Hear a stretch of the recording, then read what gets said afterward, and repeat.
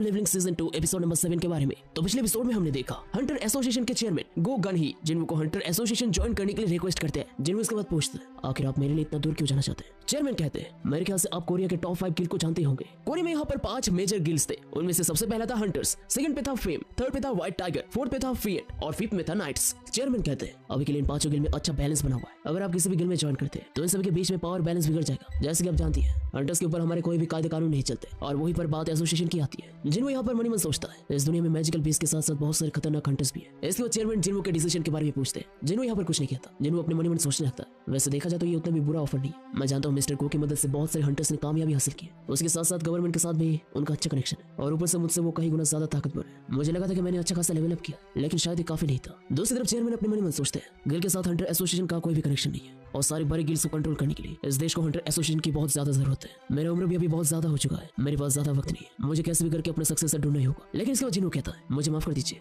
ये सुनकर चेयरमैन बहुत ही ज्यादा हैरान हो जाते हैं। चेयरमैन अपने मनी मन कहते हैं तो आखिर में जाकर ये भी पैसे के सामने झुक गया। लेकिन तभी जिन्हों कहता है मैं लड़ना चाहता हूँ। ये सुनकर चेयरमैन बहुत ही ज्यादा हैरान हो जाते हैं। चेयरमैन पूछते हैं क्या तुम ये कहना चाहते हो कि तुम मैजिकल बीस्ट के साथ लड़ना चाहते हो। जिन्हों कहता है आपने बिल्कुल सही समझा। जिन्हों अपने मनी मन कहता है एसोसिएशन भी रेट में चाहता है, लेकिन वो लोग ज्यादातर डी रैंक और ई रैंक के डंजन को क्लियर करते हैं। यानी कि अगर मैं हंटर एसोसिएशन ज्वाइन करता हूँ तो मैं और लेवल अप नहीं कर पाऊंगा और मैं हंटर होने के नाते अपनी काबिलियत को और भी ज्यादा बढ़ाना चाहता हूँ। इसके बाद जिन्हों कहता है मुझे माफ कर दीजिए, डंजन मेरे लिए घर समान है तो मैं हंटर एसोसिएशन को ज्वाइन नहीं कर सकता। ये सुनकर चेयरमैन की आंखें खुले के खुले रह जाते हैं। चेयरमैन जिन्हों की आंखों की तरफ देखते हैं। वो देखते हैं जिन्हों बिल्कुल सीरियस है। अचानक से चेयरमैन के दिल धक धक करने लगता है। चेयरमैन अपने मन में कहते हैं मुझे पता नहीं कि लास्ट टाइम मुझे कब ऐसा महसूस हुआ था। अगर मैं आज 20 साल का होता तो मैं संचिनू के साथ मिलकर डंजन में जा पाता। इसके बाद जिन्हों वहां से जाने लगता है, लेकिन जाने से पहले जिन्हों जिंचुल को कहता है मिस्टर जिंचुल आपकी नजर को सच में कोई धोखा नहीं दे सकता, लेकिन मैंने उस डबल डंजन को क्लियर नहीं किया था। ये बात सुनकर जिंचुल और भी ज्यादा हैरान हो जाता है। वो सोचने लगता है कि आखिरकार किसने डबल डंजन को क्लियर किया था। जिन्हों इसके बाद वहां से चला जाता है। जिन्हों के जाने के बाद चेयरमैन कहते हैं जिंचुल क्या तुम्हें पता है जब सबसे पहले हीलिंग हंटर्स आए थे मुझे लगा था कि मैं अपने बुढ़ापे से बच सकता,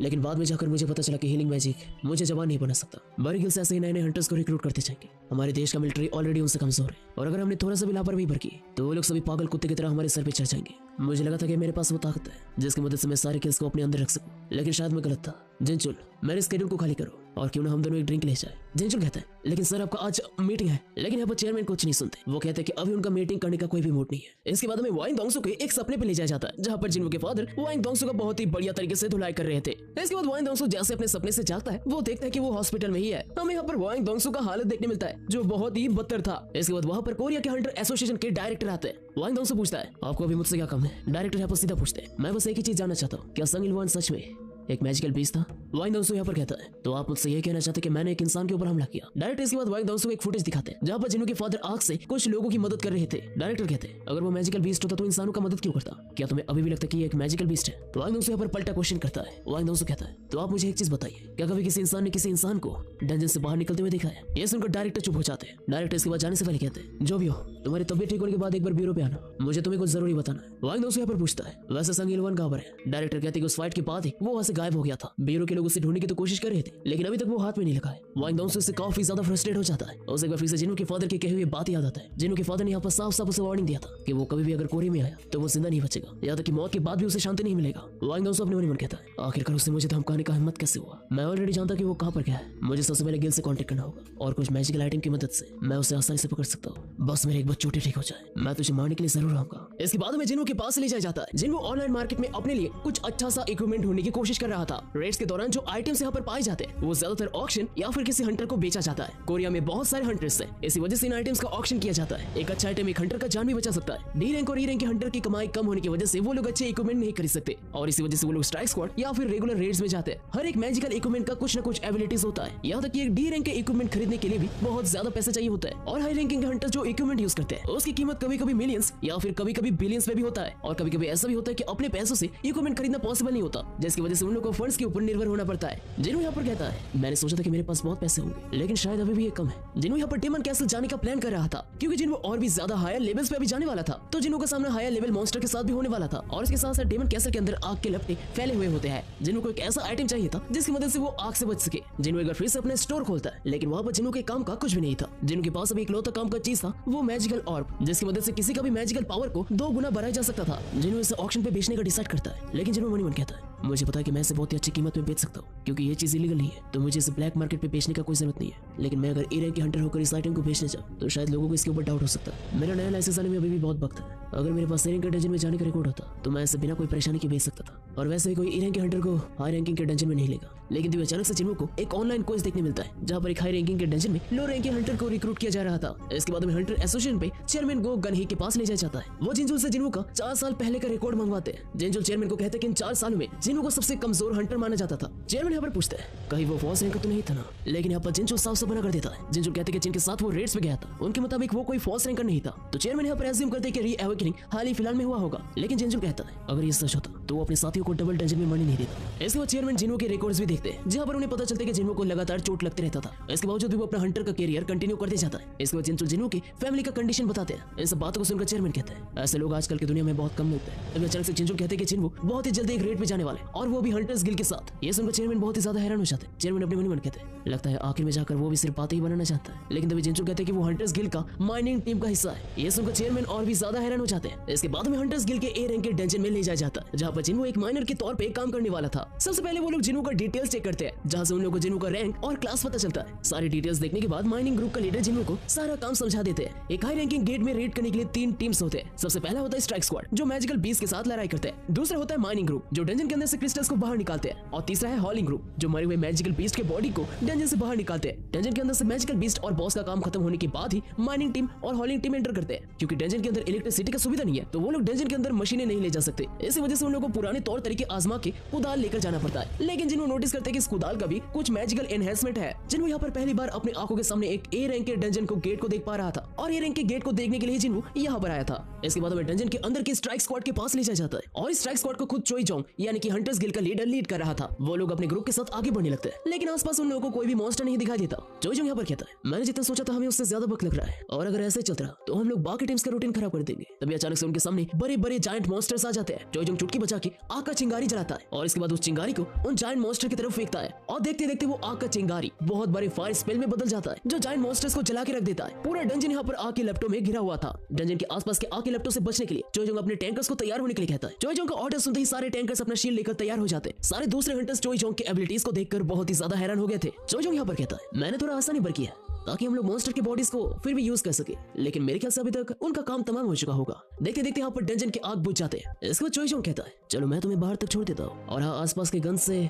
थोड़ा संभाल के रहना, वैसे भी तुम्हारा नाक थोड़ा सा ज्यादा सेंसिटिव है। इसके बाद हमें डंजन के बाहर ले जाया जाता है। माइनिंग टीम यहाँ पर बहुत ही ज्यादा बेचैन हो रही थी क्योंकि अभी तक स्ट्राइक स्क्वाड बाहर नहीं निकला था। हंटर एसोसिएशन वाले माइनिंग टीम को यहाँ पर दिलासा देने लगते हैं और थोड़ी देर और उनको इंतजार करने के लिए कहने लगते हैं। इसके कुछ देर बाद ही स्ट्राइक स्क्वाड बाहर आने लगता है। जिन्हों पीछे से यहाँ पर चुप चुप के उन सबके ऊपर नजर दे रहा था। उन सबको देखकर जिन्हों मन कहता है तो ये है कोरिया का सबसे ताकतवर स्ट्राइक स्क्वाड, और ये है हंटर्स गिल्ड का लीडर, और मेरे ख्याल से वो हंटर्स गिल्ड की वाइस कैप्टन होगी। इसके बाद ही हमें वहाँ पर चाहिन देखने मिलती है जो सभी के साथ डंजन से बाहर निकल रही थी। जिन्हों यहाँ पर चाहिन के ऑरा को नोटिस करके कहता है मैं सोचता हूँ कि चाहिन की तरह ऐसा ऑरा और कितने औरत के पास हो सकता है। वो शायद चोई जोंग की तरह ताकतवर हो सकती है या फिर उससे भी ज्यादा। मेरे ख्याल से वो चेयरमैन गो के लेवल की भी हो सकती है। चाहिन जब गेट से बाहर निकल ही रहे थे तभी चाहिन को एक प्रेजेंस नोटिस होता है। चाहिन यहाँ पर अपनी साइड की तरफ मुड़ती है, लेकिन वहाँ पर चाहिन को ऐसा कोई नहीं देखने मिलता। चाहिन को एक समय लगता है कि वहाँ पर शायद मिस्टर गो खड़े हुए होंगे, लेकिन वहाँ पर कोई नहीं था। इसके बाद अचानक से चाहिन रुमाल से अपने नाक बंद कर लेती है। इसके बाद सभी माइनिंग ग्रुप्स के लोग डंजन के अंदर एंटर करते हैं। एक गेट का रैंक मेजर किया जाता है उसके अंदर से आने वाले मैना वेव से, ना कि उसके अंदर रहने वाले मैजिकल बीस्ट से। लेकिन अगर बहुत सारे लो रैंकिंग के मॉन्स्टर गेट के सामने आ जाते हैं तो मैना वेव्स का अमाउंट बढ़ जाता है। लेकिन फिर भी एक ए रैंक के डंजन का मैना वेव्स उससे कहीं गुना ज्यादा बड़ा होता है। एक बी रैंक के डंजन में कमजोर मॉन्स्टर हो सकता है, लेकिन एक ए रैंक के डंजन में सारे मॉन्स्टर्स ताकतवर होते हैं। जिन्हों जैसे डंजन के अंदर जाता है वो तुरंत डंजन बॉस का मैना वेव सेंस कर लेता है। लेकिन जिन्हों को माइनिंग टीम के अंदर रिक्रूट करने की वजह से माइनिंग टीम के लोगों के बीच में यहाँ पर हलचल मच जाता है। वो यहाँ पर एक ए रैंक के हंटर को एक्सेप्ट करने के लिए बिल्कुल भी तैयार नहीं था,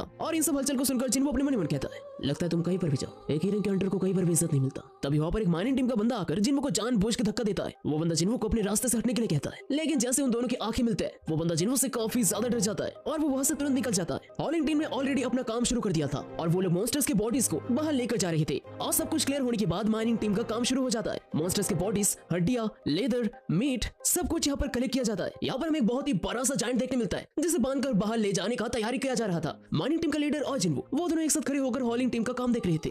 टीम लीडर यहाँ पर कहते हैं पहली बार रैंक के डंजन में आकर शायद तुम्हें कुछ हैरानी हो रही होगी। जिन्हों कहता है हाँ मैंने जितना सोचा था मॉन्स्टर्स उससे कहीं गुना ज्यादा बड़े होते हैं। वैसे स्ट्राइक स्क्वाड ने सारे बीस्ट को मार दिया, लेकिन बॉस अभी तक जिंदा है। टीम लीडर कहते हैं हाँ अभी तक बॉस जिंदा है, क्योंकि बॉस के मारने के बाद कोई भी डंजन बंद हो जाता है, तो हमें बॉस को मारने से पहले सारे मटेरियल्स बाहर निकालना पड़ते हैं। जिन्हो पूछता है लेकिन अगर बॉस ने अगर बीच में हमला कर दिया तो क्या होगा? टीम लीडर कहते हैं अगर ऐसा हुआ तो शायद सारे लोग मारे जाएंगे। जिन्हो टीम लीडर को कहता है क्या आपको इससे डर नहीं लगता?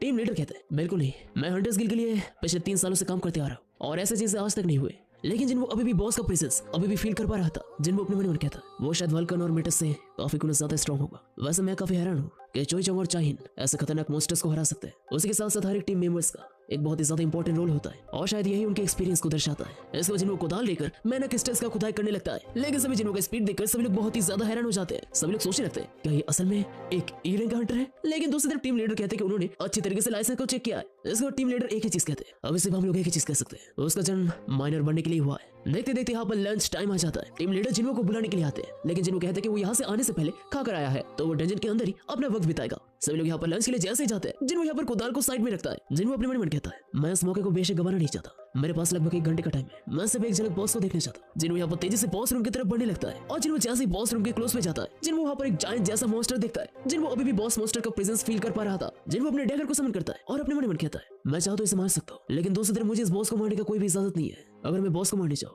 तो ये डंजन पूरी तरीके से क्लियर हो जाएगा और गिल को भी पैसे की नुकसानी होगी। लेकिन जिन्हों जब ये सब कुछ सोच ही रहा था तभी अचानक से जिन्हों को पीछे से कोई बुलाने लगता है। जिन्हों यहाँ पर थोड़ा सा डर जाता है। इसके बाद में एक लड़की का आवाज सुनाई देता है। वो लड़की कहती है तुम वहाँ पर क्या कर रहे हो? जिन्हों यहाँ पर कुछ नहीं कहता। एक बार फिर से वो लड़की कहती है मैंने तुमसे कुछ सवाल पूछा, मैंने पूछा कि तुम यहाँ पर क्या कर रहे हो? जिन्हों तुरंत अपने डैगर को छिपा लेता है। इसको जिन्हों कहता है मैं बस यहाँ पर घूमते घूमते खो गया था। इसके बाद हमें देखने मिलता है कि वो लड़की चाहिन थी। चाहिन कहती है क्या तुम माइनिंग टीम का हिस्सा हो? इस जगह से अभी के चले जाओ, सामने बॉस रूम है, वो कभी भी आकर हमला कर सकते हैं। जिन्हों अपने मन में कहता है मैं जानता था कि चाहिन बहुत ही ताकतवर है, लेकिन ऐसे बिना कोई सुराग के मेरे पीछे आ जाना ये मैंने कभी नहीं सोचा था। तभी अचानक से चाहिन नोटिस करती है कि जिन्हों के हाथ में जो डैगर था वो अचानक से गायब हो चुका है। ये देखकर चाहिन बहुत ही ज्यादा हैरान हो जाती है। एक बार फिर से चाहिन जिन्हों को यहाँ से जाने के लिए कहती है। जिन्हों से माफी मांगकर जैसे जाने लगता है तभी अचानक से चाहिन जिन्हों को रोक लेती है। अचानक से चाहिन जिन्हों को सूंघने लगती है। वो अपने मन में कहती है उसका स्मेल बिल्कुल भी गंदा नहीं है। जिन्हों इसके बाद पूछता है क्या कोई दिक्कत है? इसके बाद चाहिन पूछती है क्या तुम सच में एक हंटर हो? चाहिन इसके बाद जिन्हों की आईडी कार्ड देखती है जहाँ पर वो जिन्हों का नाम और रैंक देखती है। इसके बाद चाहिन कहती है मुझे माफ कर देना, तुम अभी जा सकते हो। इसके बाद जिन्हों वहां से जाने लगता है, लेकिन चाहिन जिन्हों के बारे में सोच रही थी। चाहिन अपने मन में कहती है भले वो लो रैंक का है,